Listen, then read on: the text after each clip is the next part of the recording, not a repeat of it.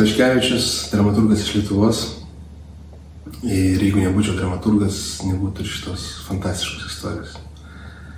Žodžiu, 2013 metai ir aš gaunu laišką iš Chakasijos nacionalinio teatro. Chakasijos. Lendu į visagalį Google, nes kaip ir liktai pavadinimas girdėtas, bet nedaugiau. Google'as man atsako, kad tai yra autonominis kraštas Rusijos Sibiro pietuose, netoli Mongolijos.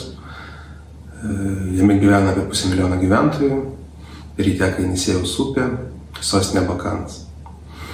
Bet tai dar neįdomiausia dalis. Įdomiausia tai, kad tai yra ne šiaip savo laiškas, o kvietimas man tapti nacionaliniu Chakasų dramaturgu. Nes, kaip rašo meno vadovas teatro, Chakasija neturi profesionalių dramaturgų, tik mėgėjus.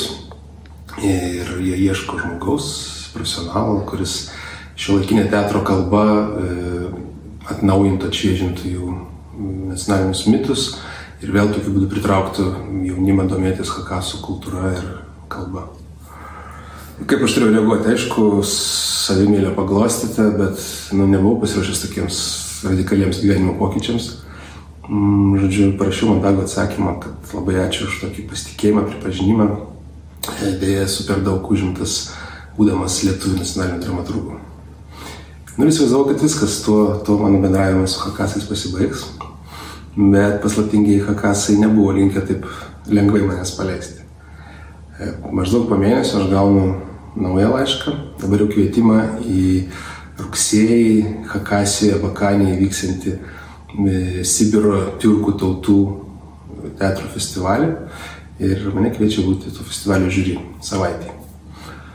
Čia jau sunkiau atsakyti, nes savaitę tikrai galiu paskirti Chakasijai, kuri taip atkakliai mane beldžiasi. Žodžiu, rugsėjais,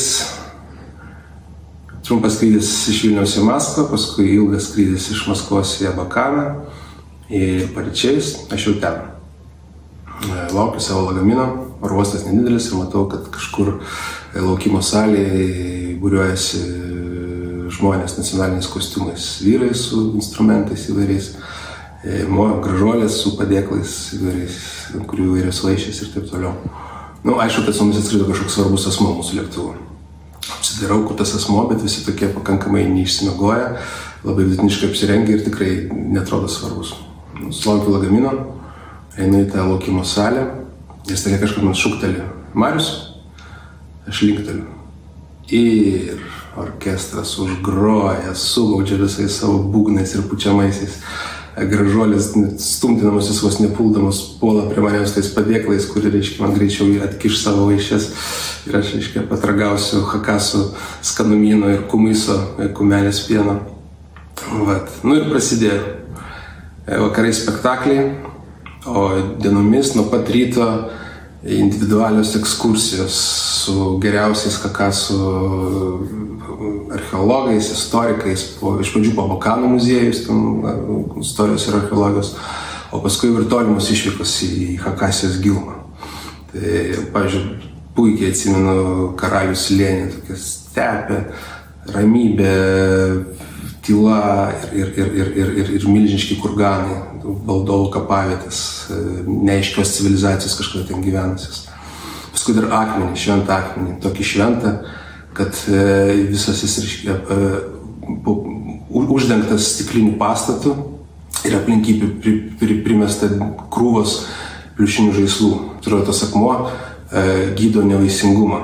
Ir ten jį, reiškia, plaukte plaukia iš visos Rusijos piligrimai, daugiausiai jaunas šeimos, norinčios sulaukti vaikų. Ir jeigu akmuo jums padeda, grįžta po to ir padovanoja tam akmeniui tokį pliušinį žaislą. Čia gydė man sako, žinot, tas akmuo skleidžia energiją, bet ją jaučia tik patys išrinktieji. Sako, bet gali pabandyti laimę, pridėti ranką prie to akmens. Taip maždaug nepridėti, bet taip 10 cm atstumu prie jo. Ir aš padarau, ką jis sako, taip pridedu ir jaučiu šimtais adatėlių tą mano ranką bado. Aš atitraukiu, badymas dingsta, vėl priartėju, vėl mane bado.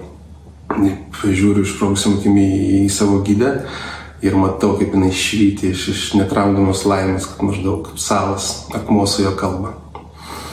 Va, žodžiu, visą savaitę buvo toks mano, sakykime, eksternų gramzdinimas į hakasų kultūrą. Galima sakyti, bandymas mane persodinti su šaknimis.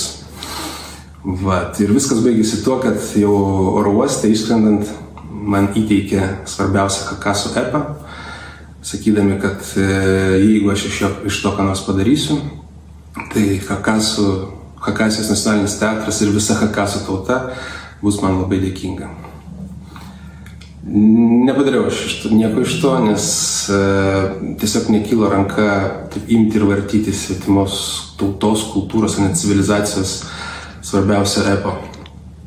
Bet už tai grįžęs į Lietuvą pusę metų turbūt visiems pasakoju, visus tolams apie Hakasiją, degančiomis akimis tai dariau ir mano visi artimieji buvo rimtai susirūpinę, kad mane ten užbūrė vietiniai šamanai.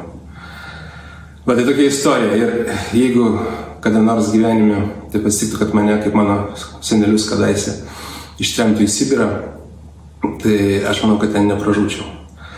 Eičiau pas savo hakasus ir sakyčiau, kad dabar jau sutinku tapti jų nacionaliniu dramaturgu.